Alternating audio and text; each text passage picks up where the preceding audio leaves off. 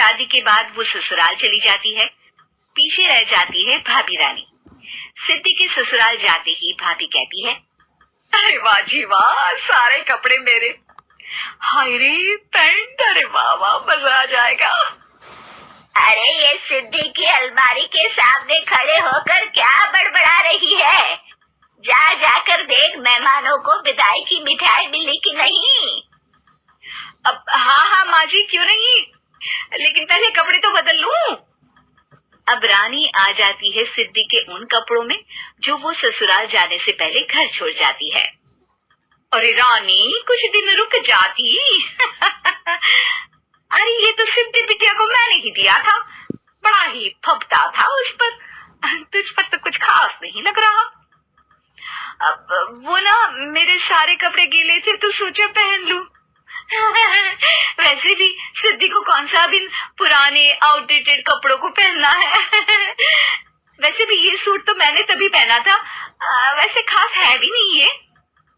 हाँ ठीक है, लेकिन ना मेरी सिद्धि पर तो जमता था। सारे मेहमान चले जाते हैं और सिद्धि ससुराल से मायके पहली बार आती है।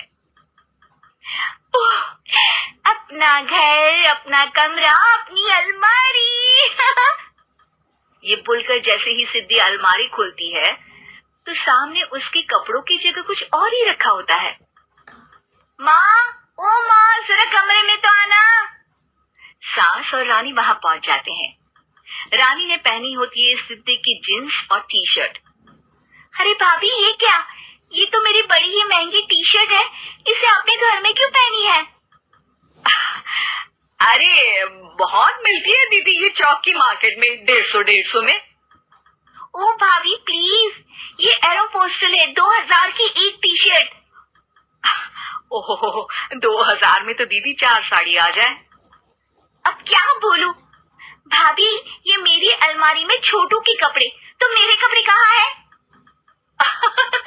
मेरी अलमारी में? अब दीदी आपको कौन से पुराने कपड़े पहनने थे?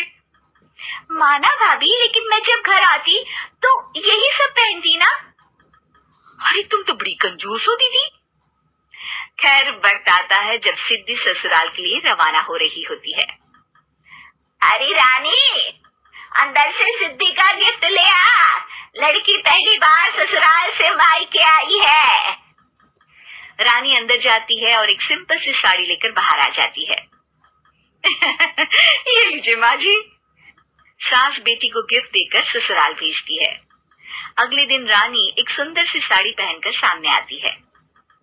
अरे रानी, ये तो वो साड़ी है जो मैंने सिद्धि को देने के लिए दी थी जब वो ससुराल ले जाती, लेकिन ये तूने कैसे पहन ली?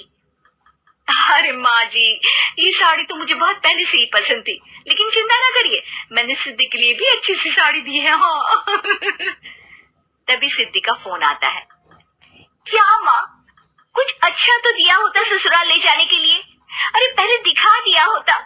ये चमकते हुए पैकेट में नौकरानी वाली साड़ी मत दिया करो माँ। अरे बेटे, वो तेरी भाभी ने ना गलती से उससे पैकेट बदल गया। हाँ, मैं कल ही तेरे भाई के हाथ से तेरा वाला पैकेट भेज दूंगी। अरे रहने दो माँ, आई एम श्योर भाभी ने अभी वही साड़ी पहनी होगी जो तुमने मेरे लिए रखी थी। तुम तो समझ नहीं पाई उनको। खैर छोड़ो, मैं ज्यादा बोलती अच्छी नहीं लगती, रहने दो, आपको उन्हीं के साथ रहना है, फिर बात करेंगे। सास को रानी पर गुस्सा आ जाता है। वो उसके कमरे में जाती है जहाँ वो शादी का एल्बम देख रही होती है।